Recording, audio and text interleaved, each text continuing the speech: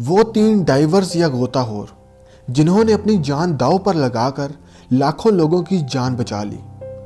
26 April 1986 کے دن Chernobyl nuclear power plant میں late night safety test کیے گئے۔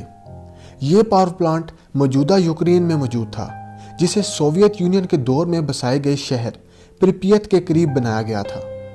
ان سیفٹی ٹیسٹ کے نتیجے میں دنیا کے سب سے تباہ کن ترین حادثات میں سے ایک نے جنم لیا، کیونکہ اس نیوکلیئر پاور پلانٹ کے 4 میں سے ایک ریئیکٹر میں دھماکہ ہو گیا۔ اس دھماکے میں درجنوں لوگ موت کے گھاٹ اتر گئے، مگر آنے والے سالوں میں ہزاروں لوگوں نے مزید اس دھماکے کی وجہ سے اپنی جان سے جانا تھا، کیونکہ اس دھماکے سے 400 گنا زیادہ ریڈیشنز ایٹماسفیئر میں خارج ہوئی تھیں جو ہیروشیما پر گرے ایٹامک بم سے نکلی تھی۔ پلانٹ کے قریب ہی موجود پریپیت شہر، جس کی آبادی 49,000 تھی، اسے فوراً خالی کرنا پڑا، کیونکہ اتنی زیادہ ریڈیشن ان سب لوگوں کی جان لینے کے لیے کافی تھی۔ لاکھوں ایکڑ زمین بنجر ہو گئی۔ مگر بہرحال چند ہی لوگ یہ بات سمجھ پائے کہ اس حادثے سے مزید بہت بڑی تباہی پھیل سکتی تھی اگر ان 3 والنٹیئرز نے ہمت نہ دکھائی ہوتی تو۔ دھماکے کے 6 گھنٹوں کے اندر ہی آگ ٹھنڈی پڑ گئی، مگر مزید ایک خوفناک مصیبت جلد ہی ظاہر ہو گئی۔ مئی 1986 کے شروعاتی دنوں میں چوتھا ریئیکٹر ابھی بھی پگھل رہا تھا، اور اس ریئیکٹر کے نیچے پانی کا ایک بہت بڑا ذخیرہ تھا جو پاور پلانٹ کو ٹھنڈا کرنے کے لیے استعمال کیا جاتا تھا۔ مگر ریئیکٹر کے لگاتار پگھلنے سے ریڈیو ایکٹیو میٹل پانی کے قریب جا رہا تھا، اور اگر وہ پانی میں چلا جاتا تو ایک بہت بڑا دھماکہ ہو سکتا تھا جس سے ناقابل تصور نقصان ہو سکتا تھا اور پورے پاور پلانٹ کو تباہ کر دیتا، جس میں مزید 3 ریئیکٹرز موجود تھے۔ اگر یہ دھماکہ ہو جاتا تو یہ کسی ایٹامک بم سے کم نہیں تھا۔ اس دھماکے سے بچنے کے لیے ریئیکٹر کے نیچے موجود پانی کو خشک کرنا ضروری تھا، مگر بیسمنٹ پانی سے بھر چکی تھی اور اس پانی کو خشک کرنے والے والوز پانی کے نیچے تھے۔ اس مشکل ترین اور جان لیوا کام کو پورا کرنے کے لیے 3 لوگوں نے والنٹیئر کیا۔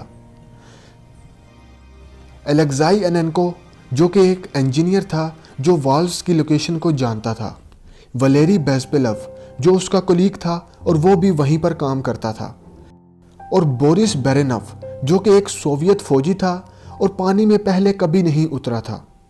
اس کا کام پانی کے اندر ان دونوں انجینئرز کے راستے کو ٹارچ کی مدد سے روشن رکھنا تھا۔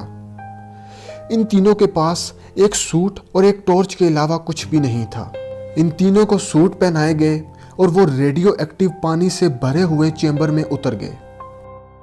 وہ یہ جانتے تھے کہ بیسمنٹ ریڈیو ایکٹیو ہے، مگر سرکاری عہدیداران نے ان سے یہ وعدہ کیا کہ اگر انہیں کچھ ہو گیا تو وہ ان کی فیملیز کی ذمہ داری لیں گے۔ یہ ایک سوسائیڈ مشن تھا۔ ان 3 رضاکاروں نے اندھیرے پانی میں چھلانگ لگائی اور والوز کو کھوجنے لگے، مگر بیرینوف کی ٹارچ خراب ہو گئی، جس کی وجہ سے مجبوراً بیزپیلوف اور انینکو کو مین پائپ کو چھوتے چھوتے آگے بڑھنا پڑا۔ اس کے باوجود کہ وہ اندھیرے پانی میں تھے اور اوپر سے ان کی ٹارچ بھی خراب ہو چکی تھی، انہوں نے کامیابی سے والوز کو کھول دیا اور تینوں واپس باہر نکل آئے۔ زہریلی ریڈیشنز کی وجہ سے انہیں چند چوٹیں آئیں، مگر ان کے کولیگز اور پاور پلانٹ کے سائنسدان یہ سن کر خوش ہو گئے کہ والوز اب کھل چکے ہیں۔ اگلے دن تک تقریباً 20,000 ٹن ریڈیو ایکٹیو پانی کو نکال لیا گیا، اور ایک رپورٹ سے یہ پتہ چلا کہ اگر ایسا نہ کیا جاتا تو اس سے ایک تھرمل ایکسپلوژن ہو سکتا تھا۔ وہ تینوں وہاں سے زندہ بچ نکلے، مگر ان میں سے ایک کی 2005 میں ہارٹ اٹیک آنے کی وجہ سے موت واقع ہو گئی، جبکہ باقی 2 ابھی تک زندہ ہیں اور ایک ابھی بھی نیوکلیئر انڈسٹری میں کام کر رہا ہے۔ کم از کم 3 دہائیوں سے زائد عرصہ گزرنے کے باوجود پریپیت شہر ابھی تک ریڈیو ایکٹیو ہے، اور اتھارٹیز کے مطابق اگلے 24,000 سال بعد کہیں جا کر انسان اس پاور پلانٹ کے 30 کلومیٹر کے ریڈیس پر باحفاظت دوبارہ رہ سکے گا۔ اور وہ چوتھا ریئیکٹر جو پھٹا تھا، اس سے نکلنے والی تابکاری کو روکنے کے لیے 2019 میں اس کے اوپر ایک نیا میٹل ڈوم بنا دیا گیا۔ एलेक्साई यानेंको, वलेरी बेस्पेलोव और बोरिस बेरेनोव, इन तीनों ने यूरोप के बहुत बड़े हिस्से को ताबकारी का निशाना बनने से बचा लिया। तो दोस्तों, ये थी हकीकी ज़िंदगी के इन तीनों हीरोज़ की कहानी। मज़ीद ऐसी वीडियोज़ के लिए हमारे चैनल को सब्सक्राइब करें और बेल आइकन प्रेस करें ताकि आपको हमारे आने वाली हर लेटेस्ट वीडियोज़ मिलती रहें सबसे पहले। शुक्रिया।